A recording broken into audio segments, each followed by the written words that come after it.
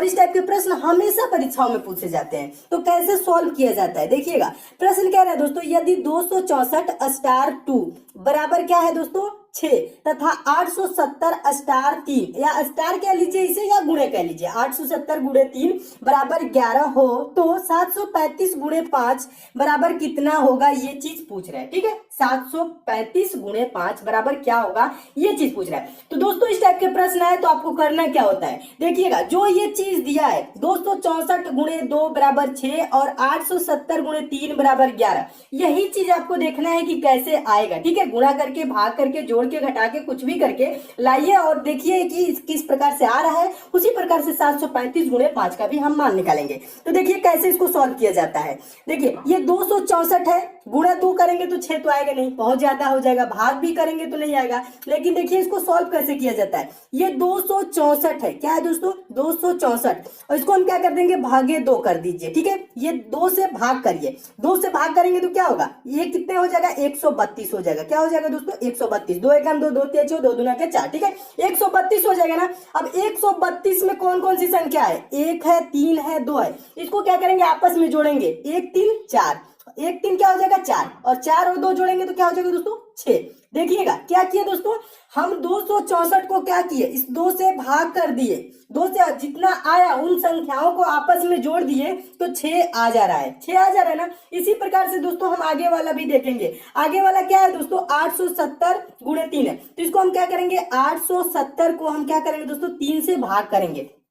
देखिए 3 से भाग करेंगे तो क्या होगा, 3 दूना का 6 हो जाएगा, 2 बचा 27, 3 9 27 और 0, यानी कि 290 बार में जाएगा। अब इनमें कौन कौन से 290 में कौन कौन से संख्या है, 2 है, 9 है और 0 है। इनको हम आपस में जोड़ेंगे, 2 9 11 हो जाएगा, 11 में 0 जोड़ेंगे तो कोई अंतर नहीं पड़ने वाला है, 11 ही होगा। अब देखिए यहाँ पे मान क्या दिया दोस्तों, 11 दिया हुआ है। ठीक है, यानी ये सीरीज किस प्रकार से सॉल्व हो रही है, ये प्रश्न किस प्रकार से सॉल्व हो रहा है आपको पता चल गया होगा। जिस संख्या से गुणा के बाद लिखा है, यानी जो स्टार के बाद संख्या दिया उसी से भाग करके और जो आ रहा है दोस्तों उसको आपस में जोड़ दे रहे हैं तो मान आ जा रहा है। इसी प्रकार से दोस्तों लास्ट वाले का करिए, लास्ट वाले का आंसर क्या आएगा देखिए, और आप कमेंट भी करिएगा। देखिए क्या है दोस्तों 735 है। ठीक है, हमसे पहले आपको कमेंट कर देना है। ठीक है, 735 को क्या करेंगे दोस्तों 5 से भाग करेंगे, तो भाग करेंगे उसके बाद जोड़ेंगे, 735 को भाग करेंगे तो क्या हो जाएगा दोस्तों, ये देखिए 5 एकम 5 हो जाएगा, 2 23 हो जाएगा, और 5 चौक को फिर क्या हो जाएगा दोस्तों 20 हो जाएगा, और यहाँ पे बचा 3 35, 5 7 35, अब 147 हुआ। इसका क्या है दोस्तों 147। अब 147 में कौन कौन सी संख्या है 147। अब इसको क्या करेंगे दोस्तों आपस में जोड़ेंगे। देखिए 1 4 5 और 5 7 क्या हो जाएगा दोस्तों 12 हो जाएगा। तो इसका आंसर क्या होगा 735 गुणे 5 का मान क्या होगा दोस्तों 12। 12 किस ऑप्शन में दिया गया है, तो ऑप्शन नंबर डी में दिया है, तो आपका ऑप्शन नंबर डी दोस्तों क्या हो जाएगा सही हो जाएगा। तो मैं उम्मीद करता हूं दोस्तों आप इस प्रश्न को बहुत ही अच्छे तरीके से समझ गए होंगे, और इस टाइप के प्रश्न आपके पेपर में आएगा तो आप अच्छे से सॉल्व कर लेंगे।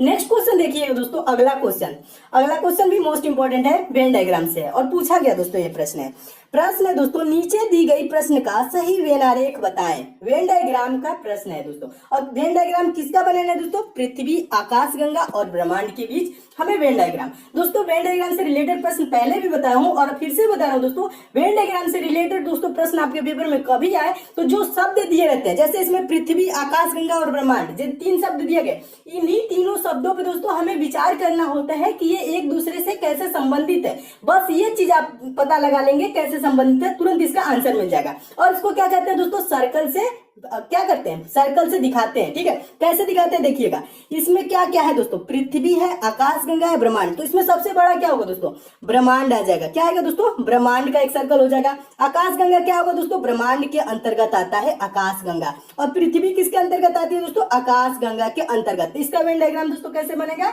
इस टाइप से बन जाएगा। अब देखिए इस टाइप से वेन डायग्राम किस ऑप्शन में आपको दिख रहा है, ऑप्शन नंबर डी में दिख रहा है। ठीक है, तो आपका ऑप्शन नंबर डी दोस्तों क्या हो जाएगा, सही हो जाएगा। तो मैं उम्मीद करता हूं दोस्तों आप इस प्रश्न को भी अच्छे से समझ गए होंगे। इसमें ज्यादा कुछ नहीं करना होता है, बस देखना होता है कि इन तीनों का संबंध कैसे एक दूसरे से है, कौन बड़ा है, कौन उससे छोटा है, फिर उससे छोटा कौन है।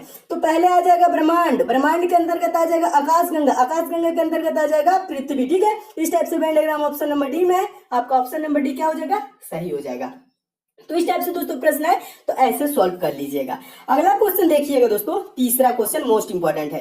देखिए दोस्तों, आपको प्रश्न अच्छे लग रहे हैं, समझ में आ रहे हैं, तो वीडियो को लाइक भी किया करिए और अपने दोस्तों के पास जरूर शेयर किया करिए। ठीक है दोस्तों, तो देखिए तीसरा क्वेश्चन बहुत ही इंपॉर्टेंट है, हमेशा पूछा जाता है। तो इसे कैसे सॉल्व करेंगे, बहुत ही आसान तरीका समझा रहा हूँ कैसे सॉल्व किया जाता है। नीचे दी गई प्रश्न में लुप्त पद ज्ञात करें। लुप्त पद है कहाँ, देखिए यहाँ पे प्रश्नवाचक चिन्ह है, यहाँ पे प्रश्नवाचक चिन्ह है। इन्हीं दोनों प्रश्नवाचक चिन्ह पे क्या आएगा उसे हमें बताना है। ठीक है, तो कैसे बताएंगे, पहले तो हम देखेंगे ये जो सीरीज है ये किस टाइप से है। देखिएगा C81 यानी कि C81 है, E64 है, प्रश्नवाचक चिन्ह के बाद 49 है, फिर I के बाद प्रश्नवाचक चिन्ह, फिर की है, इसी में आपको बताना है। तो दोस्तों इस टाइप के प्रश्न है, कहने का मतलब ये चीज है, अल्फाबेटिकल है फिर नंबर है, अल्फाबेटिकल यानी ABCD है फिर नंबर है, इस टाइप से है ना। फिर क्या होगा, अल्फाबेटिकल फिर नंबर, अल्फाबेटिकल फिर नंबर, फिर अल्फाबेटिकल, इस टाइप से दोस्तों प्रश्न है। तो आप क्या करेंगे, दोनों को एक साथ सॉल्व नहीं करेंगे, कहने का मतलब है दोनों को C81 E64 फिर ऐसे दो को एक साथ आप इस टाइप के प्रश्नों को सॉल्व नहीं करेंगे। कैसे सॉल्व करेंगे, एक एक को सॉल्व करेंगे। कहने का मतलब है C है उसके बाद E है, ठीक है, ऐसे क्या करेंगे, पहले अल्फाबेटिकल को लेके चलिए। ठीक है, C है E है, उसके बाद दोस्तों क्या होगा, यहाँ पे आपको बताना है C के बाद कितने का गैप है दोस्तों, डी यानी एक का गैप है, E है। फिर हम क्या करेंगे दोस्तों, एक का गैप ले लेंगे, F का गैप ले लेंगे, तो यहाँ पे दोस्तों क्या हो जाएगा, देखिएगा यहाँ पे क्या हो जाएगा दोस्तों, G हो जाएगा, समझिएगा। यहाँ पे क्या होगा दोस्तों, यहाँ पे आपका G हो जाएगा। देखिए C के बाद D का गैप है, E है, E के बाद दोस्तों क्या करेंगे, F का गैप लेंगे, G के बाद दोस्तों H का गैप लेंगे, I दिया हुआ है, I के बाद दोस्तों J का गैप लेंगे, फिर क्या हो जाएगा दोस्तों K। ठीक है, तो एक यहाँ प्रश्नवाचक चिन्ह जो यहाँ पे पहला प्रश्नवाचक चिन्ह है, यहाँ पे तो आपको मिल गया, अल्फाबेटिकल में क्या मिल गया, G मिल गया। अब क्या करेंगे दोस्तों, अब संख्या को लेके चलेंगे। ठीक है, ये तो अल्फाबेटिकल वाला हो गया, G हो गया। अब G देखेंगे, दो ऑप्शन में दिख रहा है, देखिएगा जी, ऑप्शन नंबर सी में भी दिख रहा है, ऑप्शन नंबर ए में भी दिख रहा है। किसी एक ऑप्शन में रहता तो आप नंबर नहीं भी सॉल्व करते, सिर्फ आंसर टिक कर देते, तुरंत आपका आंसर सही हो जाता। लेकिन दो में दिख रहा है, तो क्या करेंगे दोस्तों, अब नंबर को भी हम सॉल्व करेंगे।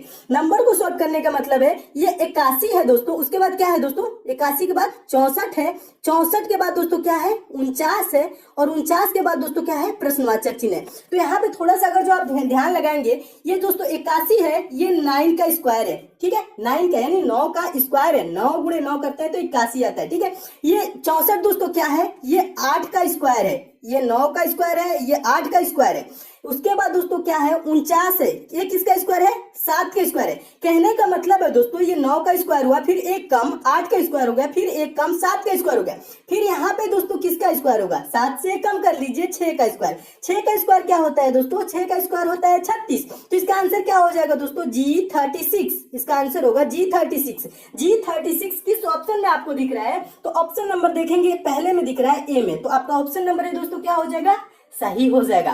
तो मैं उम्मीद करता हूं दोस्तों आप इस प्रश्न को भी अच्छे से समझ गए होंगे, और इस टाइप के भी प्रश्न आपके पेपर में आएगा दोस्तों, तो आप अच्छे से सॉल्व कर लेंगे। नेक्स्ट क्वेश्चन है मिसिंग नंबर से, बहुत ही महत्वपूर्ण प्रश्न है, बहुत बार परीक्षाओं में ये प्रश्न पूछा गया है, और इस टाइप के हमेशा पूछे जाते हैं। तो इस टाइप के प्रश्नों को दोस्तों आप बिना पेन उठाए भी सॉल्व कर सकते हैं। देखिएगा कैसे सॉल्व किया जाता है, कह रहा है दिए गए विकल्पों में से लुप्त अंक ज्ञात कीजिए। लुप्त अंक है कहाँ, मिसिंग नंबर, यहाँ देखिएगा कॉर्नर पे प्रश्नवाचक चिन्ह दिख रहा है ना, यहीं पे आपको बताना है कि कौन सी संख्या होगी। इसके लिए दोस्तों क्या करेंगे, जो मिसिंग नंबर में जो संख्याएं दी गई है, ये पूरी संख्याओं को आप ध्यान से देखिए क्या है, संख्याएं कैसी है, वर्ग है, स्क्वायर है, क्यूब है, या नॉर्मल संख्या है। तो देखिए 169 है, 144 है, 289 है, 121 है, 196 है, 441 है, 64 है, 81 है, 225 है, 32 है, 35 है, प्रश्नवाचक चिन्ह है। ठीक है, यहाँ पे आपको बताना है। तो दोस्तों थोड़ा सा अगर आप ध्यान लगाए तो यहाँ से लेके यहाँ तक जो संख्याएं हैं, यहाँ से देखिएगा, यहाँ से नीचे वाली नहीं, यहाँ से ऊपर जो संख्या जो मैं बॉक्स में बना रहा हूँ, ये जो संख्या है दोस्तों, ये किसी न किसी संख्या का स्क्वायर है। और नीचे ये 32 दिख रहा है, 35 दिख रहा है, ये संख्या है स्क्वायर ना क्यूब, कुछ भी नहीं। ठीक है, ये नॉर्मल संख्या है। ठीक है, ऐसी ही संख्या है। ठीक है, तो इसमें देखिएगा जो अब इसको सॉल्व करना आसान हो गया। कैसे आसान हो गया, क्योंकि यहाँ से जो ऊपर दिख रहा है दोस्तों, ये वाली, ये सब स्क्वायर है। अब हम देखेंगे कौन किसका स्क्वायर है। देखिएगा ये देखिए, ये 169 यानी 169 किसका स्क्वायर होता है दोस्तों, 13 का स्क्वायर होता है। ये पहले भी आपको बताया हो ना, याद भी होगा आपको। 121 किसका स्क्वायर है दोस्तों, 11 गुणे 11 121 होता है। 64 दोस्तों किसका स्क्वायर है, 8 का स्क्वायर है। ठीक है, अब इन तीनों संख्याओं को जोड़ेंगे, 13 11 जोड़ेंगे 24, और 24 8 जोड़ेंगे दोस्तों क्या हो जाएगा, 32 हो जाएगा। क्या होगा? इन तीनों संख्याओं को 32। अब ये क्या कर दिया दोस्तों, यहाँ पे लिख दिया है। अब कर क्या रहा है, अब देखिएगा, अब आपको समझ में भी आ गया होगा। ये जो जिन संख्याओं को दोस्तों स्क्वायर है उन्हीं संख्याओं को लिख ले रहा है और जोड़ दे रहा है, और नीचे जोड़ के लिख दिया 32। ठीक है, अब देखिए, अब इसी प्रकार से देखेंगे दूसरा सॉल्व हो रहा है कि नहीं। 144 किसका स्क्वायर है दोस्तों? 12 का स्क्वायर है। 196 है, ये किसका स्क्वायर है? 196, 14 गुणे 14 होता है 196। ठीक है, 81 किसका स्क्वायर है? 9 का। ठीक है, अब यहाँ पे देखिए 14 12 12 14 क्या हो जाएगा दोस्तों? 12 14 26, 26 9 क्या हो जाएगा दोस्तों? 35। इसको जोड़ेंगे तो क्या होगा? 35। 12 14 26, 26 9 35, और 35 देखिए यहाँ पे नीचे दिया हुआ है 35। ठीक है, ये कर क्या रहा है दोस्तों? जिन संख्याओं का स्क्वायर है उन्हीं संख्याओं को आपस में जोड़ के नीचे लिख दे रहा है। उसी प्रकार से दोस्तों हम क्या करेंगे, लास्ट वाले के भी साथ करेंगे। लास्ट वाले साथ ये क्या है दोस्तों? 289। 289 किसका स्क्वायर होता है? 17 का स्क्वायर होता है। 441 441 किसका स्क्वायर होता है दोस्तों? 21 का स्क्वायर होता है। 225 225 किसका स्क्वायर होता है? 15 का स्क्वायर होता है। अब क्या करेंगे दोस्तों, इसको भी आपस में जोड़ लेंगे। क्या करेंगे? आपस में इसे भी जोड़ देंगे। 17 21 क्या हो जाएगा दोस्तों? 38 हो जाएगा, और 38 15 जोड़ेंगे तो क्या हो जाएगा दोस्तों? 53 हो जाएगा। क्या हो जाएगा? 53। आप चाहे तो जोड़ भी सकते हैं। 7 1 8 8 5 13 का 3 हो जाएगा, 2 2 4 1 5। ठीक है, 53 हो जाएगा। तो यहाँ पे प्रश्नवाचक चिन्ह पे भरा जाने वाला संख्या क्या होगा दोस्तों? 53 हो जाएगा। 53 किस ऑप्शन में दिया गया है? तो ऑप्शन नंबर पहले में दिया है, तो आपका ऑप्शन नंबर पहला दोस्तों क्या होगा? सही हो जाएगा। तो मैं उम्मीद करता हूं दोस्तों आप इस प्रश्न को भी बहुत ही अच्छे तरीके से समझ गए होंगे, और इस टाइप के भी प्रश्न आपके पेपर में आएगा तो आप अच्छे से सॉल्व कर लेंगे। नेक्स्ट क्वेश्चन देखिएगा दोस्तों, पांचवा क्वेश्चन। पांचवा क्वेश्चन बहुत ही इंपॉर्टेंट है, और इसे दोस्तों बिना पेन उठाए सॉल्व कर सकते हैं, मात्र कुछ ही सेकंड में। देखिएगा कैसे सॉल्व किया जाता है। और पांचवा क्वेश्चन देखने से पहले जो दोस्त मैथ में वीक है, कमजोर है, मैथ कम समझ में आती है, तो दोस्तों उनके लिए मैं एक चैनल बनाया हूं जिसका लिंक दोस्तों नीचे डिस्क्रिप्शन बॉक्स में दे दिया हूं। दोस्तों उस चैनल पर मैं मैथ बेसिक से 0 लेवल से और चैप्टर वाइज दोस्तों पढ़ा रहा हूं। कुछ दिनों में दोस्तों मैथ वहां जब आपकी सारी चैप्टर समाप्त हो जाएंगे दोस्तों, आप भी मैथ के प्रश्नों को सेकंडों में सॉल्व करने लगेंगे, वो भी बिना पेन उठाए। मैथ में आपको थोड़ी सी भी दोस्तों प्रॉब्लम होती है तो उस चैनल पे जरूर जाए, जिसका लिंक दोस्तों नीचे डिस्क्रिप्शन बॉक्स में दे दिया हूं। अब देखिएगा दोस्तों पांचवा प्रश्न। पांचवा प्रश्न क्या रहा है और कैसे सॉल्व किया जाता है बिना पेन उठाए।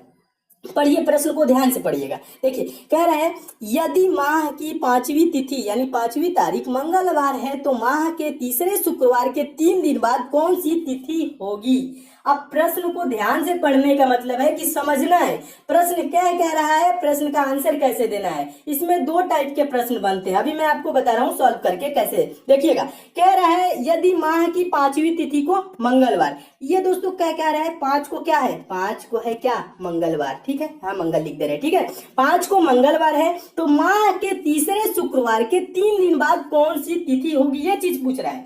3 दिन बाद कौन सी तिथि होगी। ठीक है, ये चीज पूछ रहा है ना, माह के तीसरे शुक्रवार के 3 दिन बाद कह रहे हैं। तो अब हम क्या निकालेंगे कि माह का पहला शुक्रवार किस तिथि को था। माह का पहला शुक्रवार 5 को दोस्तों मंगलवार है, तो थोड़ा सा हम पीछे जाएंगे। 5 को दोस्तों क्या है, मंगलवार। तो 4 को दोस्तों क्या हो जाएगा, 4 को हो जाएगा सोमवार। 3 को दोस्तों क्या हो जाएगा, 3 को हो जाएगा रविवार। 2 को दोस्तों क्या हो जाएगा, 2 को हो जाएगा शनिवार। पहली को क्या हो जाएगा दोस्तों, शुक्रवार। यानी पहली शुक्रवार कब पड़ रही है, पहली शुक्रवार दोस्तों कब पड़ रही है, पहली तारीख को पड़ रही है। तो दूसरी शुक्रवार कब पड़ेगी, यहाँ पे कह रहा है ना, तो माह के तीसरे शुक्रवार के 3 दिन बाद कौन सी तिथि होगी।